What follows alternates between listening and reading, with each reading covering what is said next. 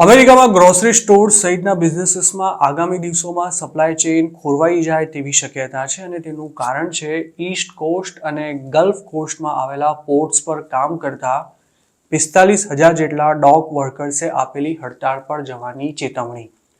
આ હડતાળને કારણે સમગ્ર અમેરિકામાં સપ્લાય ચેઇન ખોરવાઈ જાય તેવી શક્યતા છે અને તેને ટાળવા માટે સરકારને પણ દરમિયાનગીરી કરવા વિનંતી કરાઈ છે.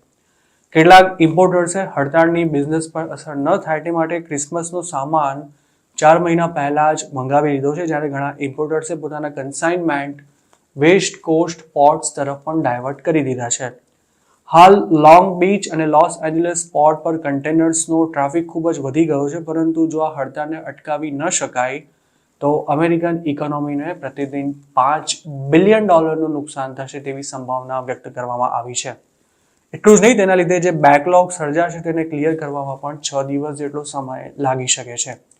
અમેરિકામાં આવતા કપડાં, જૂતા તેમજ અન્ય એસેસરીઝ પણ ઈસ્ટ કોસ્ટ પોર્ટ્સ પરથી જ આવે છે. જો આ હડતાળ ન અટકાવી શકાય તો તેનો સપ્લાય પણ ખોરવાઈ શકે છે. ધ ઇન્ટરનેશનલ લોંગશોરમેન એસોસિએશન એટલે કે ILA હાલ 3 ડઝન જેટલા અમેરિકન પોર્ટ્સના ડોક વર્કર્સ વતી નેગોશિએશન કરી રહ્યું છે. જોકે ડોક વર્કર્સે સ્પષ્ટ શબ્દોમાં જણાવી દીધું છે કે 1 ઓક્ટોબર સુધીમાં તેમને નવો કોન્ટ્રાક્ટ ન મળ્યો તો તેઓ સ્ટ્રાઇક પર જશે. યુએસમાં બહારથી આવતી 50% વસ્તુઓ આ પોર્ટ્સ પરથી જ સપ્લાય થાય છે, જેમાં ફ્રૂટ્સનો પણ સમાવેશ થાય છે.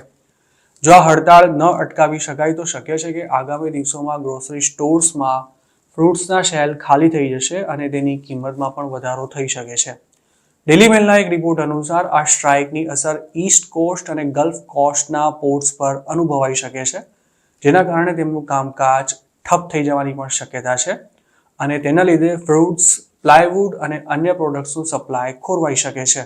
યુએસમાં કેળા સૌથી વધારે ખવાતું ફ્રૂટ છે અને દેશમાં આવતા 66% જેટલા કેળા જ્યાં હડતાળ પડવાની સંભાવના છે તે પોર્ટ્સ પરથી આવે છે. ફ્રૂટ સપ્લાયનું કામ કરતી ડોલ ફ્રેશ ફ્રૂટ કંપની અને ચેક્વિટા ફ્રેશ નોર્થ અમેરિકાનો મોટાભાગનો માલ ડેલવેરના પોર્ટ વિલ્મિંગ્ટનમાંથી આવે છે, જ્યાં સૌથી વધુ માત્રામાં કેળા ઉપરાંત ચીલીથી દ્રાક્ષ, મોરોક્કોથી સંતરા, આર્જેન્ટિનાથી પિયર્સ અને ન્યૂઝીલેન્ડથી કીવી ફ્રૂટ ઇમ્પોર્ટ થાય છે.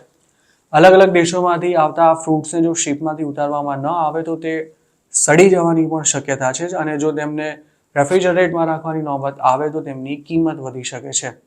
પીટર કોપકે નામના એક ઇમ્પોર્ટરે તો ત્યાં સુધી કહી દીધું છે કે 1 ઓક્ટોબરથી આવતા તમામ ફ્રૂટ્સ ફેંકવામાં જશે અને આ બિઝનેસમાં મોટા પાયે રોકાણ કરનારા લોકોને મોટું નુકસાન પણ સહન કરવું પડશે.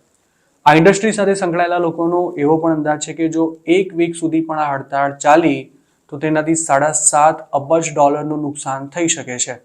અમેરિકાના પોર્ટ્સ પર કામ કરતા મજૂરોની ડિમાન્ડ છે કે તેમની સાથે આગામી 6 વર્ષ સુધીમાં 80% પગાર વધારો કરવાનો કોન્ટ્રાક્ટ કરવામાં આવે તેમજ ઓટોમેશન પર પણ નિયંત્રણ મૂકવામાં આવે. મજૂરોનો એવો પણ આક્ષેપ છે કે કેટલીક કંપનીઓ હાલના કોન્ટ્રાક્ટની શરતોનો ભંગ કરીને ટેકનોલોજીનો ઉપયોગ કરી રહી છે, જેના કારણે તેમની રોજગારીની તકોમાં ઘટાડો થઈ રહ્યો છે.